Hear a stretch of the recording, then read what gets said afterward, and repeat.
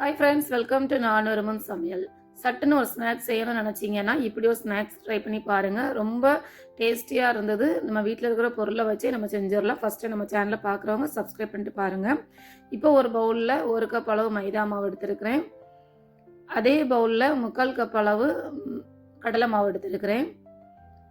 அதே கப்பில் 1/2 கப் அளவு அரிசி மாவு எடுத்துருக்கிறேன். இப்போ இதில் 1/2 டீஸ்பூன் நான் சோம்பு பெருஞ்சீரகம் இதில் ஆட் பண்ணியிருக்கிறேன். அப்புறமா ஒரு 3 பிஞ்சு அளவு காயப்பொடி இதில் ஆட் பண்ணலாம்.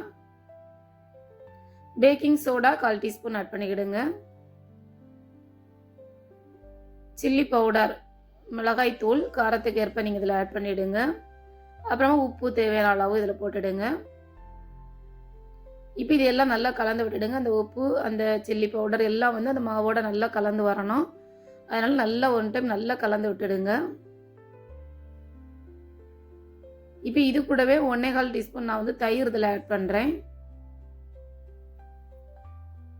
தயிர் ஆட் பண்ண பிறகும் நல்லா கலந்து விட்டுடுங்க.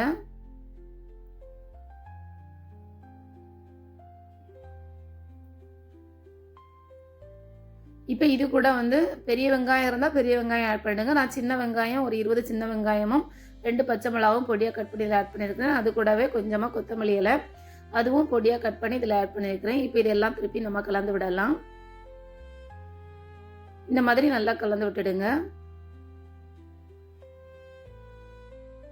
இப்போ நம்ம நம்ம மாவெல்லாம் அளந்தால அதே மெஷரிங் கப்பில் ஒரு 3/4 கப் அளவு தண்ணீரை தேவைப்பட்டுது. அந்த தண்ணியை கொஞ்சம் கொஞ்சமாக விட்டு இந்த மாதிரி பிசைஞ்சு எடுத்துக்கிடுங்க. கொஞ்சம் அது திக்காகவே இருக்கிற மாதிரி, ரொம்ப கெட்டியாகவும் இல்லாமல் ரொம்ப லூஸாகவும் இல்லாமல் மீடியமாக அதை நம்ம பிசைஞ்சு எடுக்கலாம். ரொம்ப தண்ணியாக இருந்ததுன்னா நமக்கு ஆயில் ரொம்ப இழுக்கும். அதனால் இது போலவே நீங்கள் இது மாதிரி நல்லா கலந்து எடுங்க.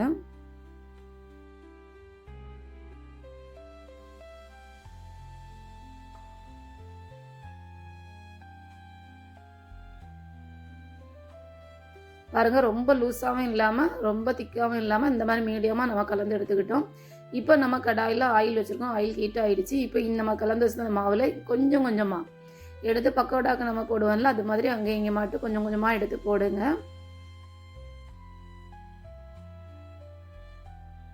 இந்த மாதிரி மாவு கலந்து நீங்கள் இது செஞ்சீங்கன்னா உங்களுக்கு ஆயில் அவ்வளோவா அதை உறிஞ்சி எடுக்கவே இல்லை. நல்லா மொறு மொறுன்னு நல்லா டேஸ்ட்டாக இருந்தது. ட்ரை பண்ணி பாருங்கள். மழை நேரத்துக்கு இது சூப்பர் ஒரு ஸ்நாக்ஸு.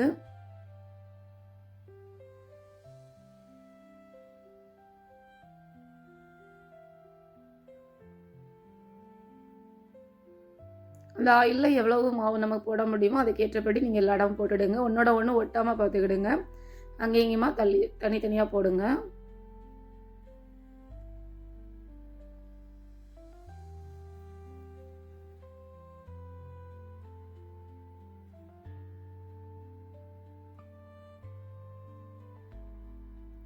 மாவு போட்ட உடனே திருப்பி விடாமல் ஒரு 2-3 செகண்ட்ஸ் அப்படி விட்டுட்டு அதுக்கப்புறமா இப்படி திருப்பி விடுங்க. எல்லா பக்கமும் நம்ம கோல்டன் கலரில் வர மாதிரி நல்லா கலந்து விட்டுடுங்க. இந்த மாதிரி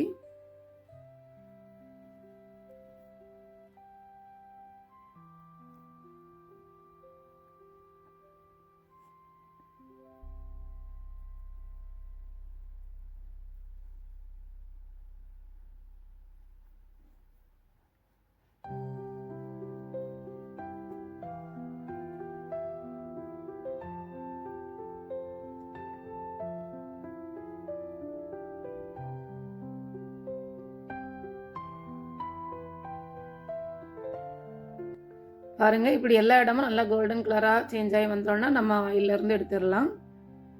நல்லா மொறு மொறுன்னு உள்ள ரொம்ப சாஃப்டாக நல்லா டேஸ்ட்டாக இருந்தது. ட்ரை பண்ணி பாருங்கள்.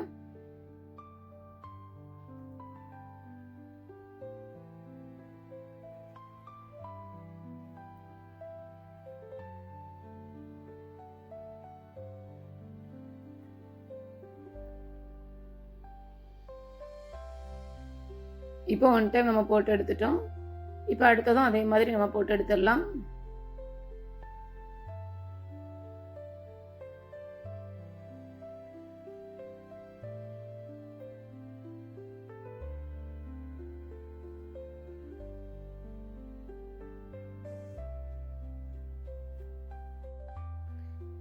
இப்போ நம்ம எல்லாமே ரெடி பண்ணிட்டோம் பாருங்க.